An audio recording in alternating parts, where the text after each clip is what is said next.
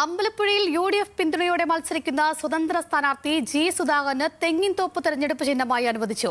Torch, autorickshaw, തെങ്ങിൻതോപ്പ് എന്നിവയിൽ ഏതെങ്കിലും ഒന്നാണ് ആവശ്യപ്പെട്ടിരുന്നത്. വിവരങ്ങളുമായി അമൽ സുരേന്ദ്രൻ ആണ് ചെയ്യുന്നത്. അമൽ, ഈ ഒരു വലിയ വിവാദം പറഞ്ഞ് അവസാനിപ്പിച്ചതേ ഉള്ളായിരുന്നു സുധാകരൻ. അതായത് തേങ്ങയില്ലാത്തുണ്ടെന്നാണ് മുഖ്യമന്ത്രിക്കെതിരെ പറഞ്ഞിരുന്നത്. അപ്പോൾ ആ ഒരു അവസരത്തിൽ തന്നെയാണ് ജി സുധാകരന് തെങ്ങിൻതോപ്പ് തന്നെ ചിഹ്നമായി ലഭിക്കുന്നത്. എന്താണ് വിവരങ്ങൾ?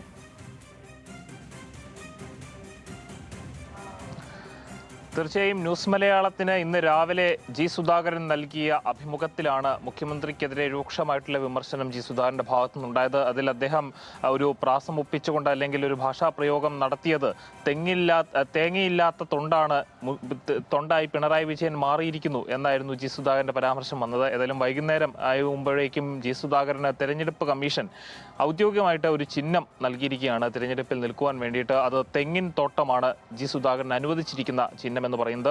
ഓട്ടോറിക്ഷ, ടോർച്ച് അല്ലെങ്കിൽ തെങ്ങിൻ തോട്ടം എന്നീ 3 ചിഹ്നങ്ങൾ വേണമെന്നായിരുന്നു ജി സുധാകരനും UDF ആയിട്ടുള്ള ആളുകൾ ഈ തെരഞ്ഞെടുപ്പ് കമ്മീഷനോട് ആവശ്യപ്പെട്ടിരുന്നത്. ഇതിൽ തെങ്ങിൻതോപ്പാണ് ജി സുധാകരന് ഇപ്പോൾ ലഭിച്ചിരിക്കുന്നത്. ഈ തെങ്ങിൻതോപ്പ് ലഭിക്കുമ്പോൾ നമ്മൾ കാണേണ്ട മറ്റൊരു പ്രധാനപ്പെട്ട കാര്യം, സംസ്ഥാനത്ത് BDJSന്റെ ഔദ്യോഗികമായിട്ടുള്ള ചിഹ്നം തെങ്ങിൻതോപ്പാണ്. പക്ഷേ അമ്പലപ്പുഴ മണ്ഡലത്തിൽ BJPയുടെ സ്ഥാനാർത്ഥിയാണ് നിൽക്കുന്നത്. NDAയുടെ ഭാഗമായിട്ട് BDJSനല്ല, അവിടെ BJP തന്നെയാണ് സ്ഥാനാർത്ഥി നിർത്തുന്നത്.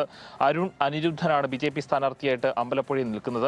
അപ്പോൾ അങ്ങനെ വരുമ്പോൾ ഇതൊരു പ്രശ്നമാകില്ല. പക്ഷേ ഈ BDJSന്റെ ചിഹ്നമായി സംസ്ഥാനത്തുടനീളം അവരുടെ കാൻഡിഡേറ്റ്സ് മത്സരിക്കുന്നത് തെങ്ങിൻതോപ്പിലാണ്. അങ്ങനെ വരുമ്പോൾ ആ വോട്ടുകളിലടക്കം വലിയ രീതിയിലുള്ള വ്യതിയാനം ഉണ്ടാകുമോ എന്ന കാര്യം ഇനി ബാലറ്റ് പേപ്പറിൽ നിന്ന് വേണം മനസ്സിലാക്കാൻ. ബാലറ്റ് പേപ്പറിൽ ഇത് പ്രതിഫലിക്കുമോ എന്ന കാര്യവും തിരിച്ചറിയേണ്ടതുണ്ട്.